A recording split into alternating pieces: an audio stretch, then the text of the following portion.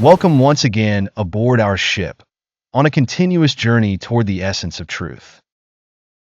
Since our journey began, we have been sailing through waves of questions, searching for answers, and moving step by step closer to the light that dispels the darkness of ignorance.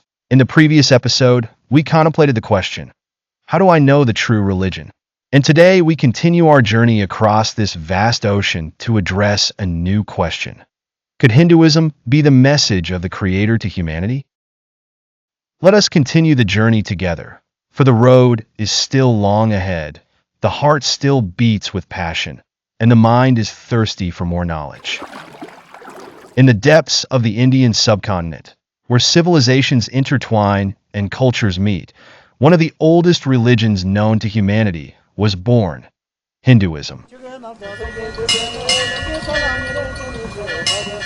A religion whose roots extend to more than 4,000 years, carrying with its stories and legends, rituals and beliefs, and philosophical visions intertwined with the daily lives of its followers. It is a doctrine that does not rely on a single founder or a specific book, but is a fabric of myths and rituals that evolved over the centuries. In Hinduism, there is a distinction between Brahman and Ishwara. Brahman is the ultimate reality and the cosmic essence, the source of everything.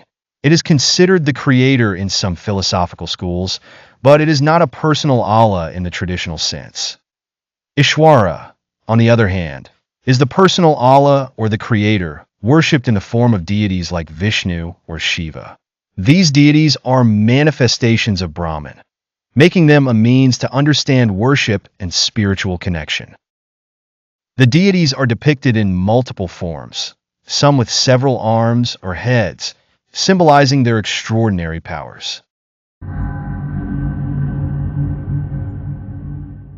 Most Hindu families have a small altar or a dedicated room for worship. The Hindu performs daily prayers, called puja, in front of a small altar in the home that contains statues or images of the deities. Incense is lit, and flowers and food are offered to the deities. Temples are considered the main centers for communal worship, and they are adorned with depictions of the deities and religious carvings. Rituals are performed with the participation of priests and worshippers. Bells, music, and chants are used during the rituals. Offerings include food, money, or flowers given to the temples or priests. Helping others is also considered a form of worship. It is believed that circumambulating the temples enhances blessings. Chants, or sacred phrases, mantras, are recited and directed to the deities. Meditation and yoga are used as a means to connect with Allah or to achieve inner peace.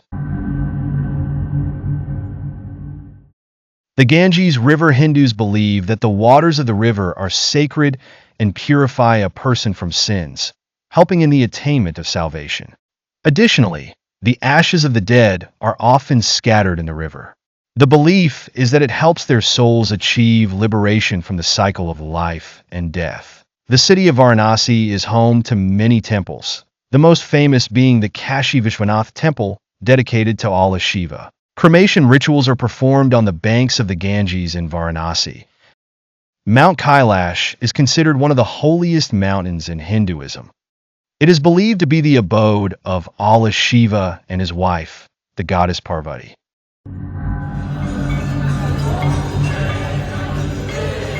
Hindus celebrate a large number of religious festivals, the most prominent of which are the Festival of Lights, Diwali, dedicated to the worship of the goddess Lakshmi.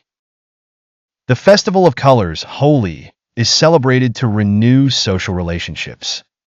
Mahashivaratri is a night dedicated to the worship of Allah Shiva.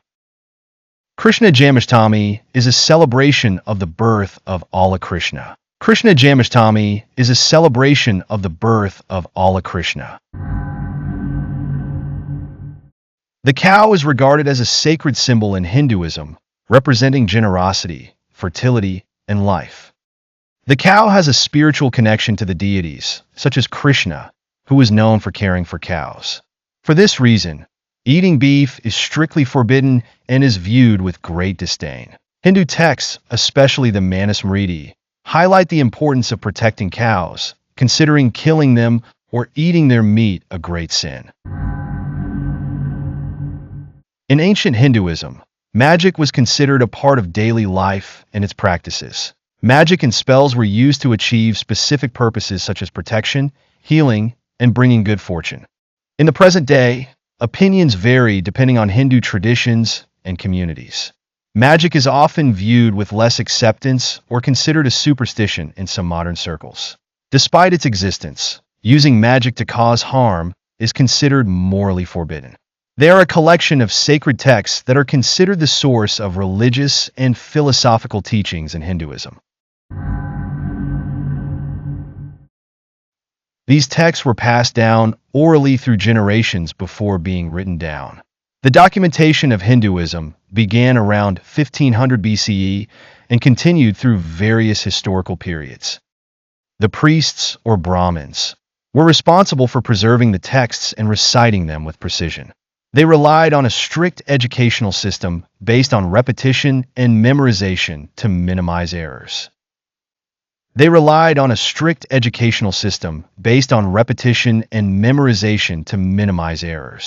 There is no specific mechanism to confirm that the texts were not altered or modified during the early oral transmission. The Vedas are considered the primary source of religious thought and rituals in Hinduism, and they were preserved orally. It is said that the sage Vyasa compiled and organized them. The Advaita Vedanta school considers the plurality of deities and idol worship as illusions or tools to understand the absolute. Shankara, its founder, states, Brahman is the only truth, and everything else is merely an illusion. Followers of Advaita believe idol worship and multiple deities are preliminary stages for those who cannot grasp the abstract concept of the one Allah. Sects following absolute monotheism, like Advaita, are fewer but highly regarded for their philosophical insights. Popular Hindu sects believe in multiple deities like Vishnu, Shiva, and Durga, seen as manifestations of the one Allah or Brahman. They argue that this plurality helps people connect with Allah through forms that suit their spiritual needs. Ramanuj of the Vishishtadvaita school says, Brahman manifests in multiple forms, each reflecting an aspect of divine truth. Idol worship is seen as a means of connecting with Allah, not as something wrong. Materialistic schools like Charvaka deny Allah's existence, viewing religion and worship as superstitions. These schools are less influential compared to other sections. Gandhi viewed Hinduism as a religion based on nonviolence and tolerance, emphasizing it as a way of life for peaceful coexistence, not just rituals. Deepak Chopra praised Hinduism for its spiritual system, encouraging inner meditation and self-empowerment, focusing on inner peace.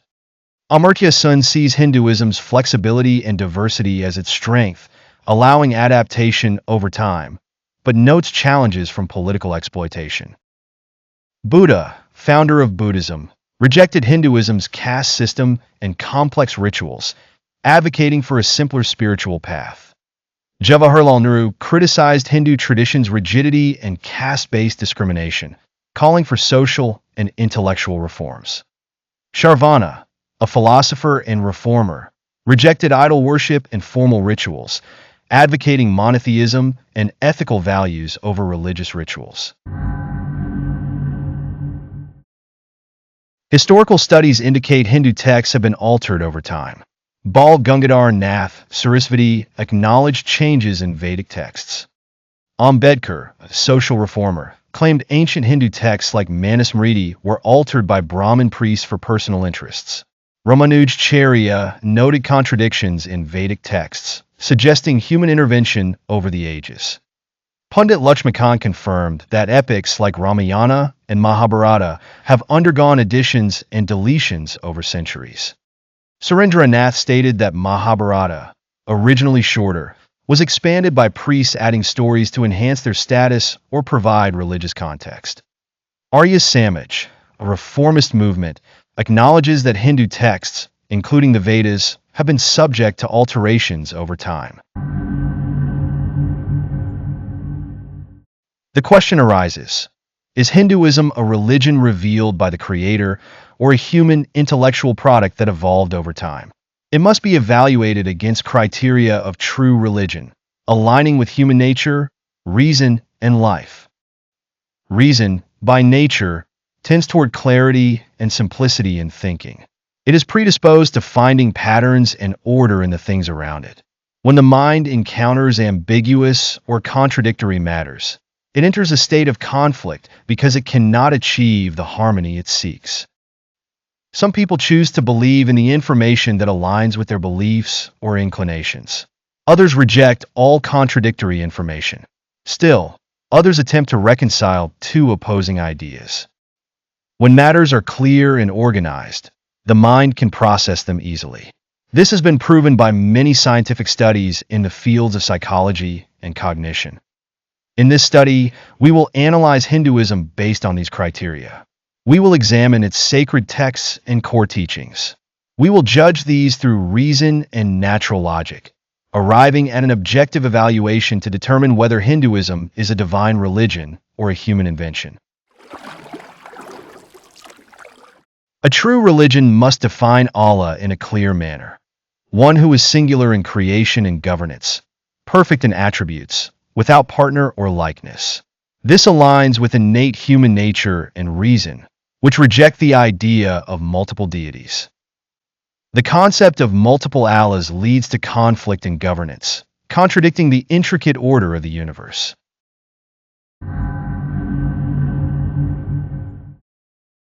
According to historical studies, idol worship emerged as Hinduism evolved from the Vedic phase to the phase of popular religions, or classical Hinduism.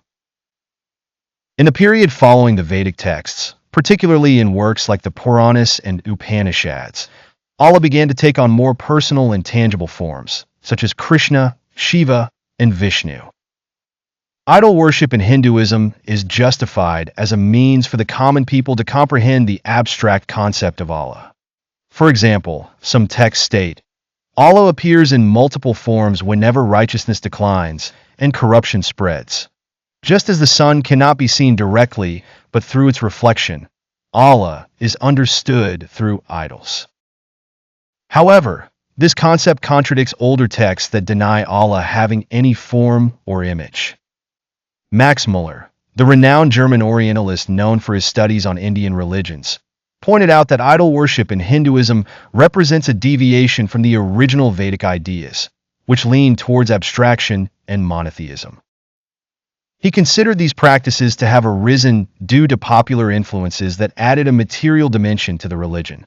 When examining idol worship or the creation of statues by Hindus or others, we find that these idols often represent their deities in forms that are far from fitting for Allah. A human with multiple heads, a human body with an animal head, or weak, non-extraordinary beings. The question arises, if humans themselves refuse to represent their great figures or symbols in such weak or distorted forms, choosing instead to create statues in the best possible appearance, often larger than life, how can it be acceptable to represent the Creator, who is the greatest, most complete, and most majestic, in such a form? Reason also asks, if Allah intended to establish a model for worship on earth, how could he leave it to humans to design this model with their hands and imagination, crafting idols from clay, stone, or wood? These idols and statues, no matter how adorned or decorated, remain lifeless and powerless. They cannot benefit or harm themselves, nor defend themselves if broken or disrespected. How, then, can they be attributed to Allah, who possesses absolute power? Does it make sense to worship the Creator of the universe in the form of an idol that can be carried or broken by humans? Pure reason and sound human nature reject these distorted representations of Allah.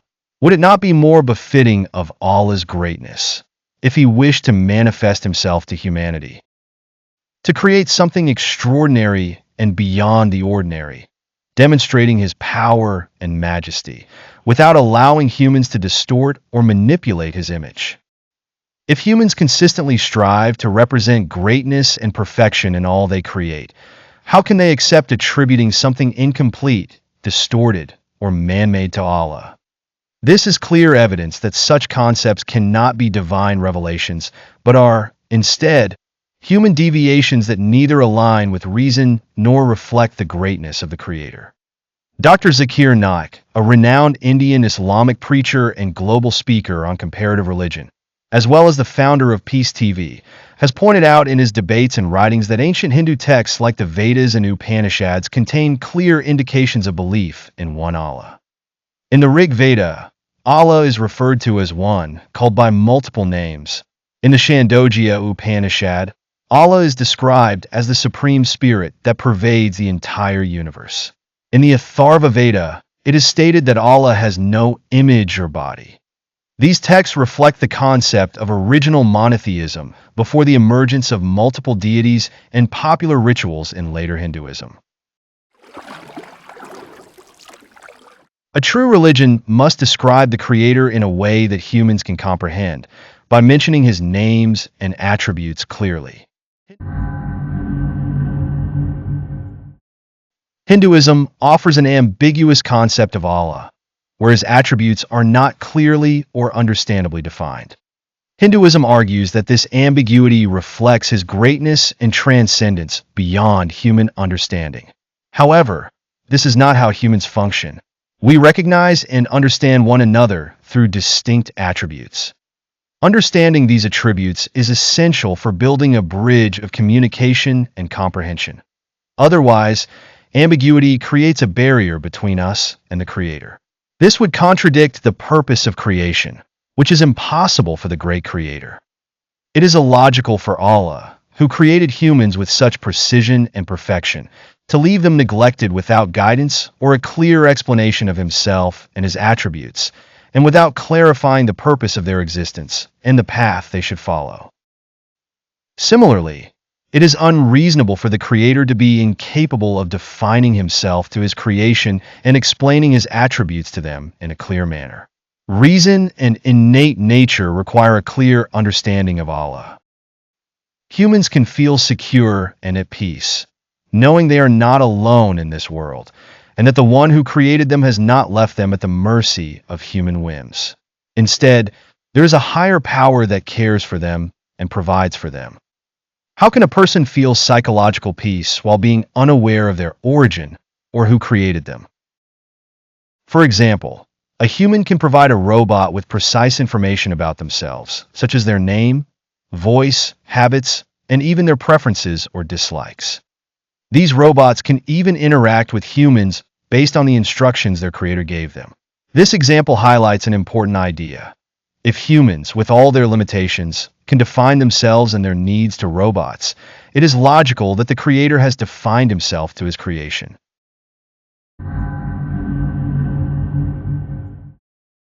Hinduism attributes human-like qualities to Allah, such as error, forgetfulness, and ignorance, through the stories of its deities and their incarnations. The universe operates with a precise and harmonious system, which is proof of the Creator's perfect knowledge and wisdom.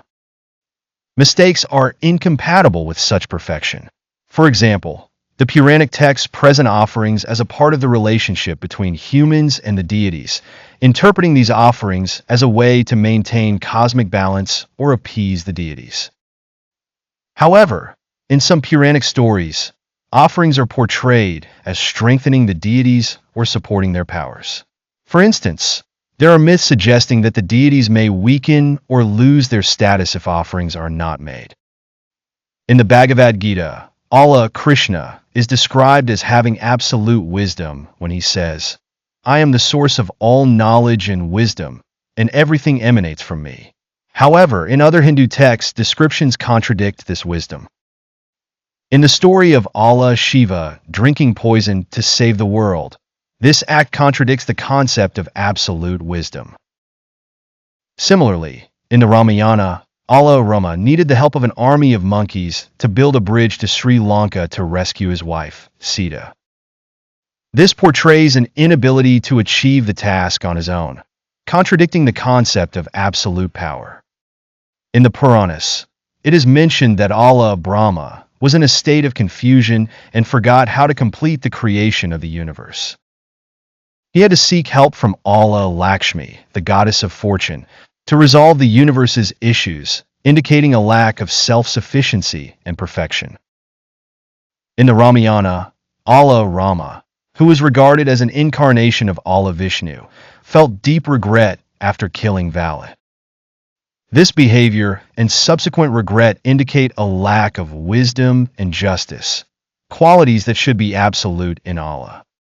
In the Mahabharata, it is mentioned that Allah Indra, the king of the deities, felt intense fear of humans when they became powerful through certain rituals. Fear of his own creation demonstrates a lack of absolute power and strength, making Allah appear weak and illogical. In another story from the Puranas, Allah Shiva succumbed to temptation due to the beauty of Mohini, a female incarnation of Allah Vishnu. Reason and innate nature reject the idea that Allah could be subject to human instincts, as this makes him similar to his creation and strips him of the attribute of perfection. Some Hindu schools of thought believe that Brahman is not a separate entity from the world, but is the world itself and everything within it, a concept known as pantheism or oneness of existence. Schools like Advaita Vedanta support this idea, asserting that Brahman and the universe are one and the same. However, this belief is not universal across Hinduism. Other schools, such as Dvaita, emphasize the duality between Allah and creation, maintaining a clear distinction between the creator and the created. In the Upanishads, philosophical texts within Hinduism, it is stated, Brahman is everything, and everything is Brahman. You are that. This suggests the idea that the human soul, Atman, is part of Allah. This view essentially removes the distinction between the creator and the creation, as it considers everything to be a part of Allah. Another verse from the Upanishad says, You are that Allah, and everything is Brahman. This invites humans to recognize that Allah is not a separate entity, but an internal presence within every individual. The claim that Allah is everything, humans, animals, and inanimate objects, contradicts innate human nature, which distinguishes between the creator and the creation. If Allah is everything, this would mean that good and evil, purity and impurity, are all part of Allah. This contradicts the attributes of perfection that Allah must possess. For example, do we say that a robot and a human are one and the same thing? Or do we understand that they are fundamentally different and cannot be compared? Similarly, the Creator, who is perfect, cannot be conflated with His creation, which is imperfect. If Allah resides within humans, then what is the purpose of worship or ritual practices? The British philosopher Bertrand Russell criticized the idea of pantheism, which claims that Allah is inherent in everything and that the entire universe is part of Him. He considered this idea illogical and said that it dissolves the distinction between the Creator and the creation. Russell argued that this leads to extreme ambiguity in the concept of Allah, making it difficult to view Him as an independent and transcendent being. He also noted that pantheism lacks intellectual coherence because it equates good and evil, perfection and imperfection. This directly contradicts human nature, which perceives Allah as a perfect being entirely free from flaws or limitations.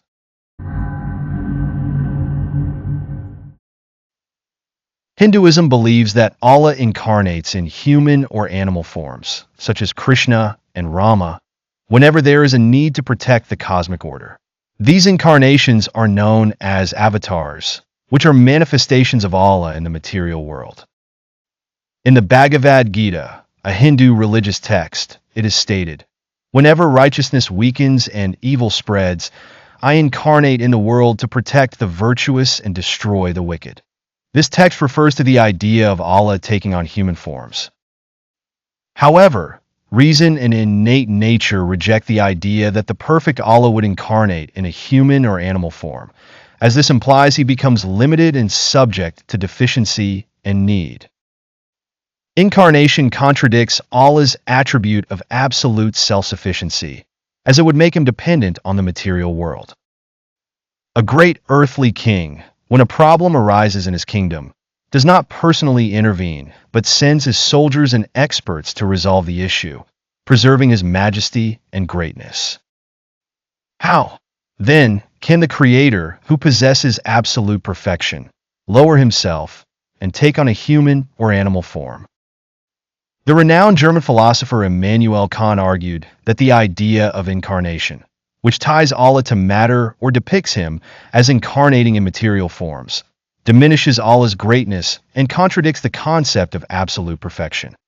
Kant believed that associating Allah with matter weakens the rational understanding of Allah as a perfect being, free from any form of deficiency or limitation. A true religion must provide a clear and direct way for individuals to communicate with the Creator. This communication should be accessible to everyone, without intermediaries or complexities, in a way that aligns with reason and innate human nature. In Hinduism, communication with Allah often relies on the Brahmins, priests, who are considered intermediaries between people and the deities and perform rituals on their behalf. In the Manusmriti, it is stated, "The Brahmins are the intermediaries between humans and Allah, and through them, connection with Allah is achieved." Relying on priests as intermediaries complicates worship and distances individuals from direct communication with Allah. William Jones, a British Orientalist, pointed out that the priestly system in Hinduism, especially in Vedic rituals, granted priests significant authority over people. This transformed religion into an institution that sometimes served the interests of the priests at the expense of individual faith or spirituality. He observed that this excessive dependence on priests weakened the direct relationship between individuals and Allah. When a person creates a robot, they control every detail of it, determining its shape, programming its functions, and equipping it with means of communication, such as voice commands or digital signals. The Creator, being the designer, knows everything about the robot. If the robot faces any issue, only the Creator can fix it and guide it back to its intended purpose.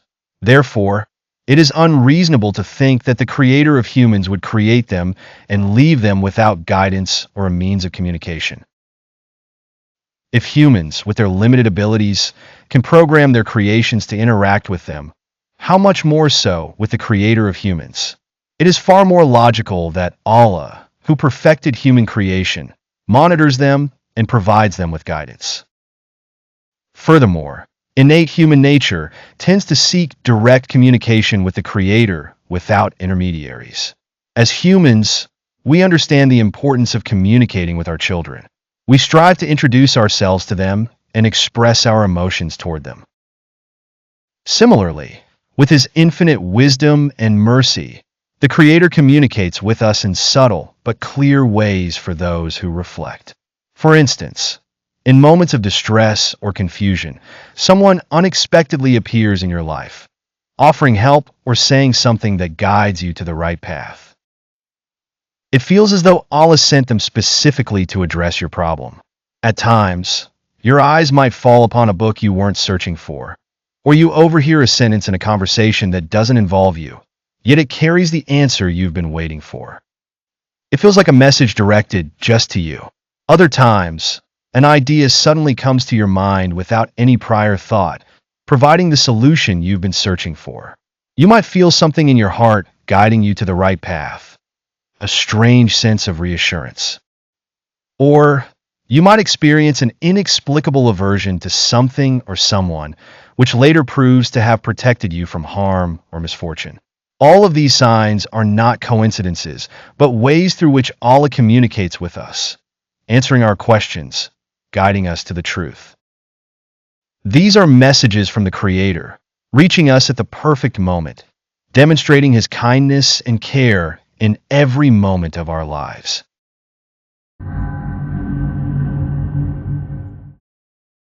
Hindus believe that Allah is absolute and cannot be directly perceived.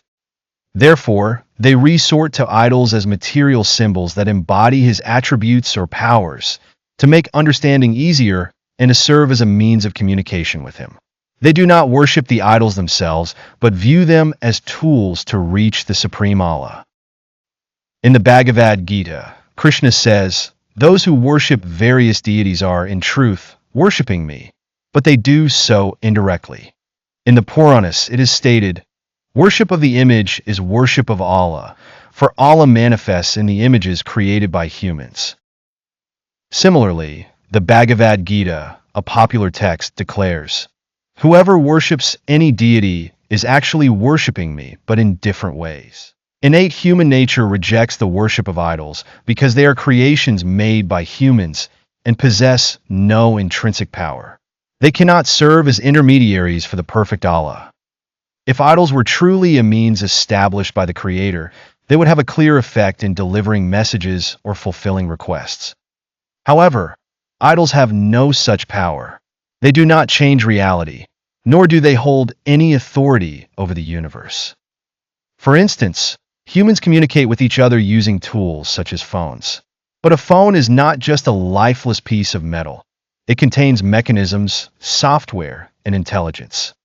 These make it an effective means of communication, capable of responding and transmitting messages.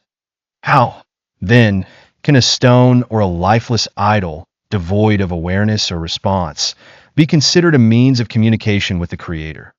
A means of communication must have the ability to interact. It cannot merely be an inanimate object without life or consciousness.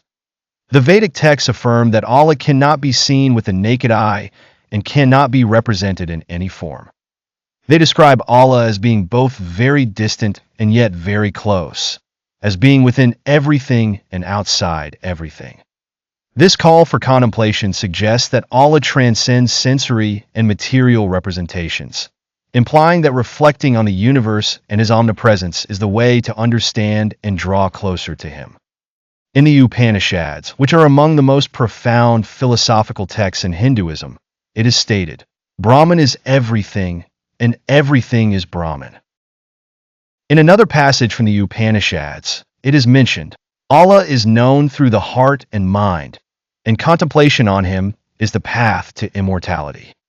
This text emphasizes that understanding and knowing Allah do not require material intermediaries. Instead, it is achieved through internal meditation and deep reflection. This contradiction between texts that encourage internal contemplation and reflection and the common practices of idol worship raises questions about the essence of worship in Hinduism. If Allah cannot be perceived by the senses or represented, why does man resort to images and statues made by his own hands to draw closer to him?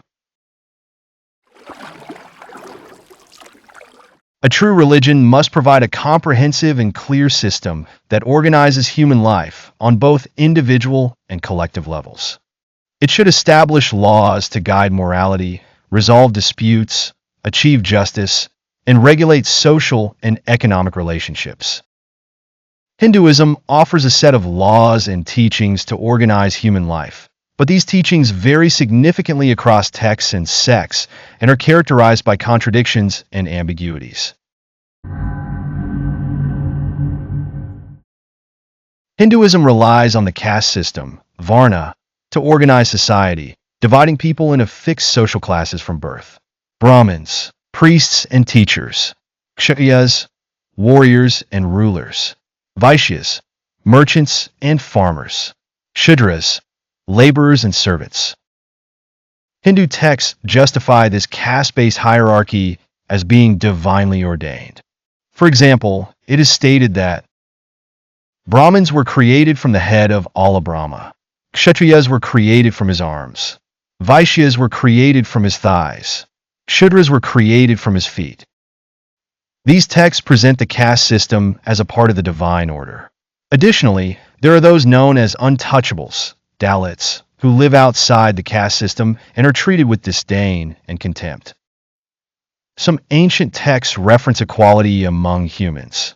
For example, a verse in the Rig Veda states, "All humans are the children of Allah." This could indicate that caste-based discrimination was not part of the original religion.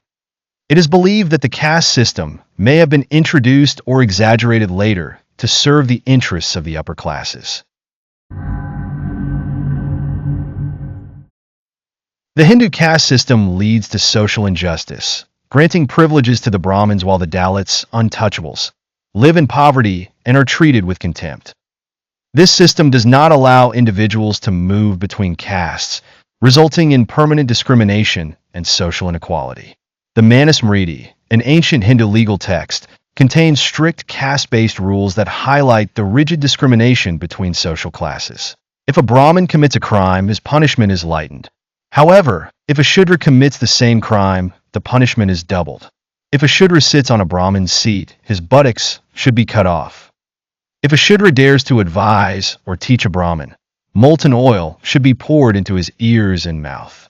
If a Shudra dares to gather wealth, it must be confiscated from him, as a Shudra has no right to own wealth. These texts clearly reflect how the Hindu system does not provide an economically just framework. Instead, it imposes strict restrictions on certain social classes, such as the Shudras, even denying them the right to own wealth. Reason and innate human nature reject dividing people into castes based on lineage or birth, as all humans are equal in their intrinsic value. Mahatma Gandhi, the leader of India's independence movement and one of the most prominent spiritual figures of the 20th century, was critical of certain Hindu practices despite being a Hindu himself. In his speeches and writings, particularly in his book Hind Swaraj, Gandhi strongly criticized the caste system and considered it a deviation from the original teachings of Hinduism. He said, "I do not see anything in the Vedas or the Upanishads that justifies the caste system. This system is not from Allah." Gandhi called for the reform of Hinduism from within and the removal of practices that discriminate among humans. Hinduism leaves the resolution of disputes to priests or local sages, without providing a centralized or comprehensive set of laws. The absence of a unified legal system in Hinduism means that resolving disputes relies on customs and traditions, which often leads to chaos and injustice. In the Bhagavad Gita, it is stated, "The best morality is for a person to perform their caste duty, even if it seems flawed." Here, morality is tied to one social class rather than being based on universal principles that apply to everyone. Reason and innate human nature favor the existence of clear and centralized laws that apply equally to all individuals. The Bhagavad Gita also says, "A person should uplift themselves and not let themselves fall, for the soul is the friend of the self and also its enemy." This text emphasizes individual responsibility through meditation and spiritual growth as the path to liberation. However, this focus on individual spiritual progress is insufficient to address societal issues that require social and economic reforms.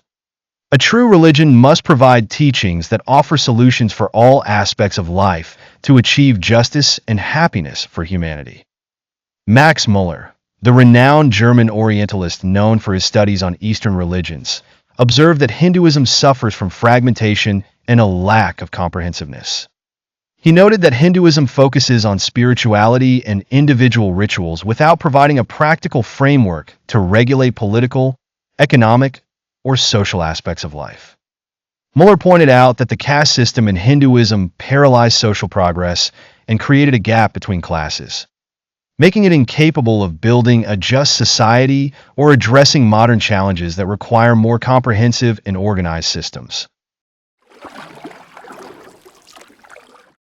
A true religion must provide a fair and clear concept of divine justice, where the doer of good is rewarded and the wrongdoer is punished in a manner that aligns with reason and innate human nature. Divine justice must be based on complete knowledge of a person's actions, intentions, and circumstances, and it must be executed in a way that leaves no room for injustice. Moreover, the reward or punishment should be directly linked to the individual's own responsibility for their actions. without burdening them with the consequences of past deeds they did not commit or circumstances they had no control over.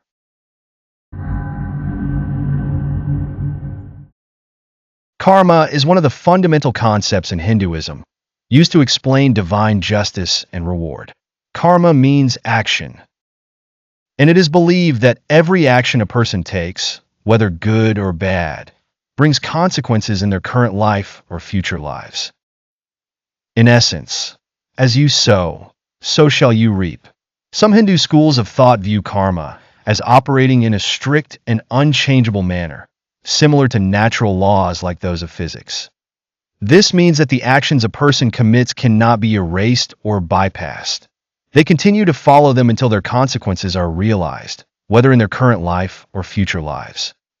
Other Hindu schools, such as certain branches of Vedanta, believe that karma is not entirely deterministic and that a person can liberate themselves from the consequences of their actions.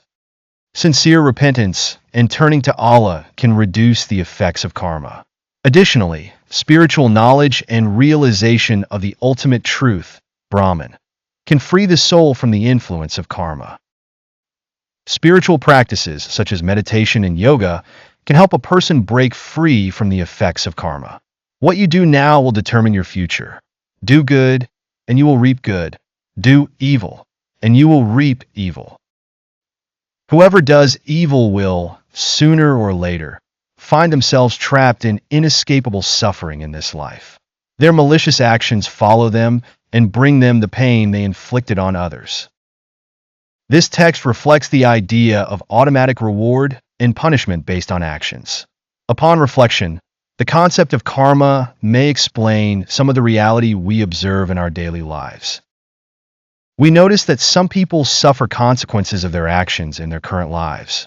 However, if reward and punishment depend entirely on karma, how do we explain the suffering of children or the injustices experienced by innocent people who have committed no wrongdoing? The presence of others who commit evil deeds yet face no apparent punishment, instead living lives of comfort and wealth? The British philosopher Bertrand Russell strongly criticized the concept of karma in Hinduism. He argued that focusing on karma as a spiritual solution justifies social and economic suffering by attributing it to actions from a previous life. Russell emphasized that this concept discourages individual and collective efforts to change reality and achieve social justice.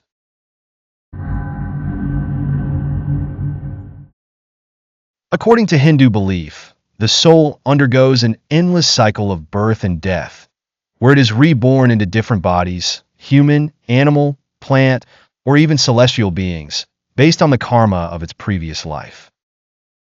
Hinduism holds that karma extends into future lives. If the consequences of actions, whether good or bad, do not manifest in the current life, they accompany the soul into the next life. This means a person may be born into good or bad circumstances based on their past actions. The Manusmriti, a legal and philosophical text, explains that living beings are arranged in a hierarchical order, with humans at the top of this hierarchy. It states, the soul embodies itself in lower or higher forms according to its actions, and liberation can only be achieved in human form. This implies that animal life is considered a transitional phase and not an opportunity for liberation. Just as a person moves from the present to the future, so their actions follow them. Those who do good are born into pleasant circumstances, and those who do evil are reborn into adverse conditions. Upon reflecting on this text, it becomes evident that it is neither logical nor acceptable for the Creator to act with such harshness by allowing a person to suffer consequences for actions they may not know, remember, or have any means to correct. The absence of memory from past lives renders the reward or punishment meaningless. Even if a person excels in their current life and is born into better circumstances, this too is not a logical reward. No matter how luxurious a person's life may be, pain and suffering are an inseparable part of it. This view makes life an endless cycle of repeated suffering, which contradicts the concepts of mercy and justice. A true religion must provide a concept of reward that is fair and directly tied to a person's deliberate actions. Hindu texts are often symbolic and open to various interpretations, lacking a direct and definitive explanation. For example, in the Bhagavad Gita, just as a person discards old clothes and wears new ones, so the soul leaves the old body and enters a new one. The soul that follows virtue ascends to heavenly worlds, while the one that follows vice descends to lower worlds. These texts are often interpreted differently, and there is no explicit statement that compels one to understand them as referring to the soul's return to the same worldly life. The texts are open to multiple interpretations, which weakens the clarity of the concept of reward. Since the Creator is all-powerful and all-wise, it is impossible for him to send a message concerning the fate of humanity or matters of belief, without it being as clear as daylight, leaving no room for disagreement. The Creator, who perfected the universe with such precision, is undoubtedly capable of sending a clear message free from contradictory or ambiguous meanings. A true religion must provide a clear understanding of life and death, aligning with reason and human nature, explaining human existence and fate after death logically. It should be free from ambiguity, based on divine justice and wisdom, reassuring humans about the Creator's justice and plan.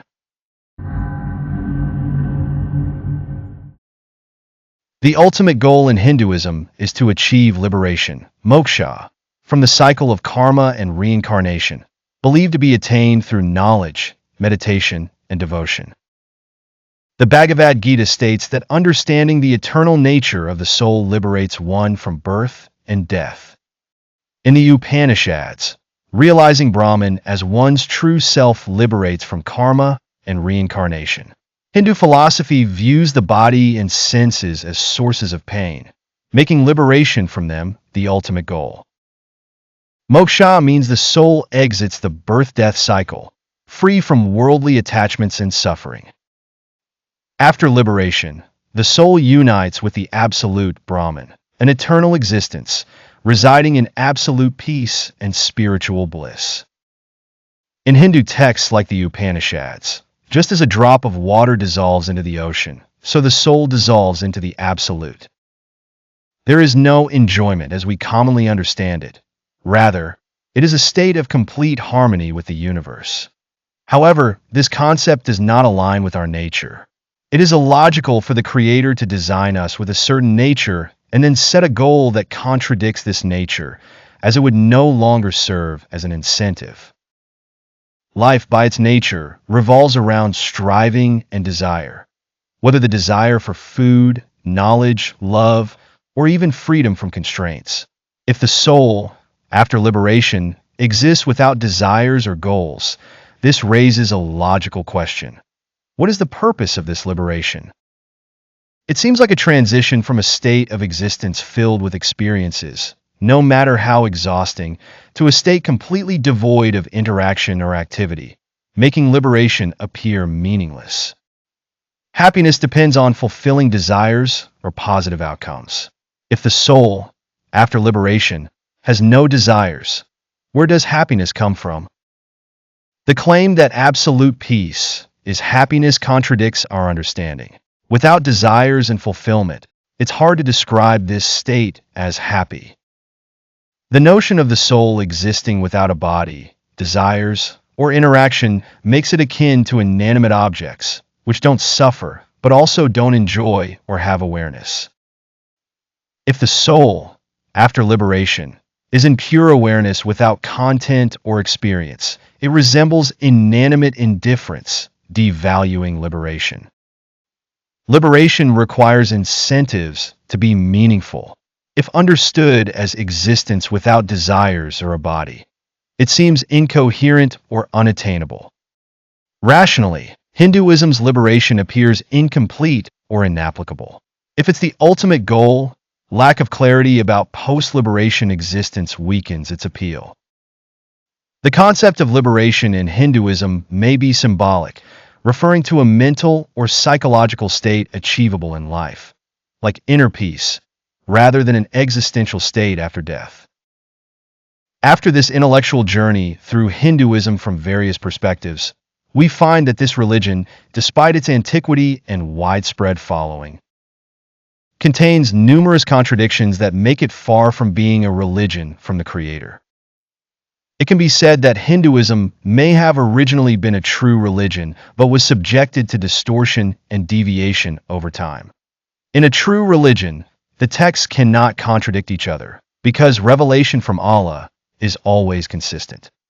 Clear contradictions have emerged in the teachings and beliefs of Hinduism due to human additions and the influence of social and cultural factors. Innate human nature and mature reason reject injustice, contradiction, and absurdity. They seek a religion that explains the purpose of life clearly and provides a just and logical understanding of Allah and divine reward. If Hinduism has failed to achieve this, it is logical to continue searching for the right path, a path that aligns with human nature and answers our fundamental questions. In our next journey, Allah willing, we will transition to studying Buddhism, which emerged as a reaction to Hinduism and claimed to have surpassed its errors and reformed them. Does Buddhism offer a clearer and more logical vision? Can it be the true path that humanity seeks? This is what we will discuss in the next lesson. Your journey toward the truth is an ongoing one. It may seem challenging and long, but it is worth every effort to reach the desired goal. It is a journey that requires patience, reflection, and deep thinking. But in the end, it carries within it the most beautiful meanings and the deepest values. Stay with us, as the answer to this question may be a new key to a deeper understanding of our lives and our goals. The horizon before us remains vast, and the journey is not yet over. I ask Allah to make us among those who learn and act upon what they have learned, so that our knowledge becomes a light that guides our path in this world and the hereafter. And may peace, mercy, and blessings of Allah be upon you.